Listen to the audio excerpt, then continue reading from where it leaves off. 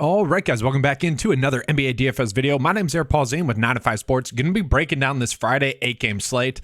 This is one in which we have a ton of value, okay? And I'm not going to do a separate value plays video today because it is an 8-game slate. And I would say a lot of the core plays that I want to be on are going to be value plays rather than us having a ton of like stud plays. We have a ton of stud value plays, if that makes sense. So I'm excited to get into it. We are going to be covering the top 5 kind of core plays for FanDuel, and then the top 5 core plays for DraftKings as well. If you guys enjoy this coverage, make sure to give a like and subscribe. That helps me be able to help you guys out. All right, without further ado, let's get into it. All right, so I'm not going to pull up FanDuel separately today because there are only 3 different plays on FanDuel that I want to be on as compared to DraftKings, okay?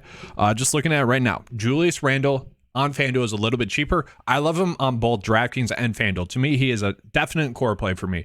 With Isaiah Hartenstein kind of struggling at the center position with Mitchell Robinson out, we have seen Julius Randle just excel the last 3 games, over 40 DK points in all of them, gets a great matchup on the slate, gets one of the best matchups on the slate. So he should be able to take advantage of that. At 7.9, I do think it's too cheap just regardless. And then on FanDuel, where he's about $500 cheaper, just an easy play there as well. So I'm going to be playing a lot of Julius Randle. And then with the Bucks situation, you have a lot of players already ruled out. You got Giannis out, you got Drew Holiday out, and obviously Middleton's already out. I believe Pat Connaughton is going to be out as well. He could be someone that is a value if he plays and isn't restricted at all minutes wise. But we have a lot of value here because, well, let's just go through it real quick. So Javon Carter obviously went off in the last game, the double overtime game, 62 DK points. He was actually in one of my best lineups ever, hit over 400 DK points for the first time ever. That was pretty awesome, okay? The unfortunate thing was I had made a bunch of lineups kind of around the value of that slate. It was Phoenix with Booker and Campaign and Carter and I forget who else, Bobby Portis, Brook Lopez. The one thing that pained me is I was on Norwa as well. And then I had a lineup with, I was trying to figure out, do I want to go Jason Tatum or KD? And so I was like, all right, let's do one with KD and let's do one with Tatum. And I remember having the thought process. I'm like, maybe I should go Marjon Beauchamp instead of Nora. And I just didn't do it. And this was me right before I go to practice. I have fall practice for football right now last week. Here. So I basically couldn't make another lineup with the time that I had. Is pretty much what it comes down to. That was like a last minute lineup that I put in there. And if I would have just been around my computer at lineup block, I think I would have been able to put together a GPP winning lineup, which was unfortunate, but at the same time, not complaining. It was fun. My long way of saying here that Javon Carter is a little bit priced up now because of his production in that last game. I will say on FanDuel, though, I do like him a little bit better. He's a little bit priced down on FanDuel. So if you are looking to play him, you can. And you look at his DK point per minute average with Giannis and with Drew off the court, it is 46 per 36. So he scores around 40 fantasy points per game per 36 with those 2 off the court. So he is someone you can still look at. But at the same time, all the other players still get a big bump. Brook Lopez, to me, is going to be a core play on this DraftKings slate. Still someone you want to go out of your way to play, especially against that matchup against the San Antonio Spurs. That is a plus matchup on the slate. As a whole, it is the 5th best matchup on the slate. So opposing centers have been getting at least 1.2 DK points per minute against the Spurs. So Brook Lopez in another plus matchup, again, kind of in a smash spot again at 6.3. That is too cheap for the usage that he gets as well. You look at his per 36 with Drew and Giannis off the court, it's about 41 DK points. So he is someone at 6.3, does seem to be a little bit too cheap. You kind of think about Brook Lopez last year. It seems like people are lagging because he was banged up last year. Now he seems healthy and he's been really just too cheap this whole season. So he is someone I'll be looking at as well. And then let's just talk about the other value here, just so that we get a clear indication. Like Bobby Portis is weird. He needs the minutes, did have a poor night shooting,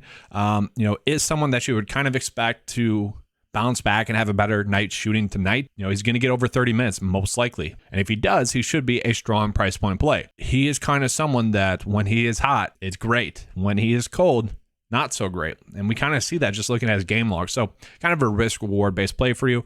Do you want to talk about Jordan Norwa? Same thing, guys. 1 for 6 and 1 for 9 and 4 for 10 the last 3 games. Just terrible shooting the ball. And that is why they have turned to Beauchamp a little bit more. I mean, he has looked good as well. So he's someone, I like him a little bit more on FanDuel where he's $400 cheaper. But if he's going to be starting and he's going to be getting those minutes, he's a player that you can be looking at as well. His per 36 with Drew and Giannis off the court is 32 DK points, which is crazy. And it's a good matchup. So like, I could see a route in which you are playing him on FanDuel for sure. Maybe he's more of a lineup filler for you on DraftKings. And while we're in that game, let's talk about my core play number 3 on this slate. And it's a weird one. This is where that value comes into play. Charles Bassey. I think it's Bassey, not Bassey.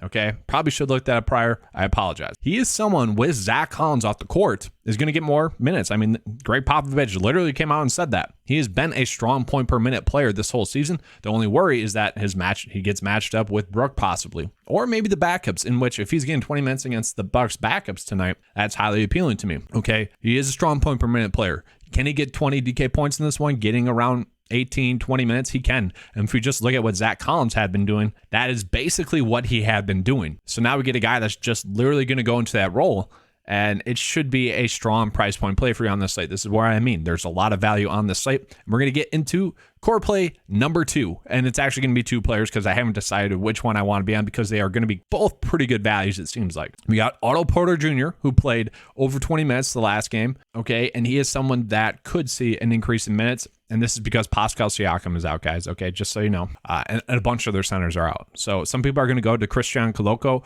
which you can. Gets a great matchup on the slate. Obviously, you just had Brook Lopez go off against them. Best matchup on the slate. He is someone that if he is getting 30 minutes in this matchup, should be able to take advantage of that, and is someone that should be able to go for 20 to 30 DK points. Like, he is someone that you do need to consider and need to have some ownership shares to as well. It's just priced up a little bit. You know, do you have to play him? No, but probably do need to play him in some GPPs. Maybe 20% ownership. Honestly, that's probably high, but at the same time, the likelihood of him having a great game is going to be there.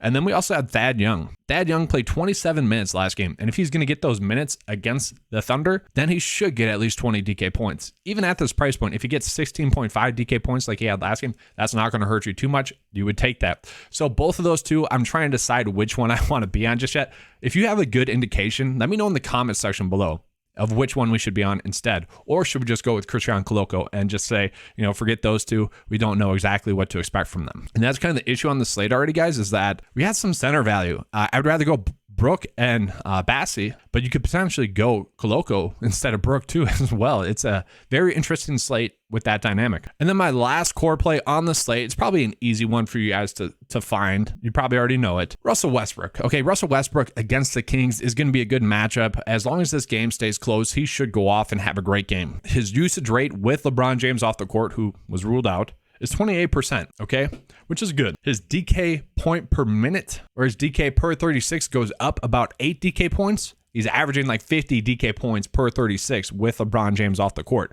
So the question is, are those minutes, are they going to be there for him? That's the biggest question I have, okay? The usage has been there. He's been playing extremely well. Good matchup, a game you want to attack. If this game stays close, Russell Westbrook should smash. And he's currently priced at a spot in which you're kind of just getting his floor price point, not his ceiling price point. So that's something I like. So let's try to close out this build for you guys.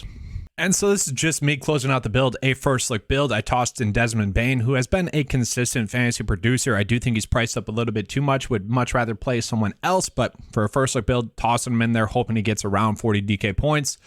Johnson as well, he should be a strong, safe price point play, draws a little bit of an easier matchup with a lot of the backups in for the Bucks. And then we also tossed in Jalen Brunson, who Jalen Brunson does seem a little bit too cheap for me on this slate. Yes, in his last game, he struggled. Besides that, had 3 straight 40 DK point nights going against Detroit. That's a plus matchup. I do think he can have a good night as well. All right, thanks for watching, guys. If you enjoyed the coverage, you know what to do. Give a like and subscribe. That helps me be able to help you guys out. All right, thanks for watching. As always, let's keep cashing.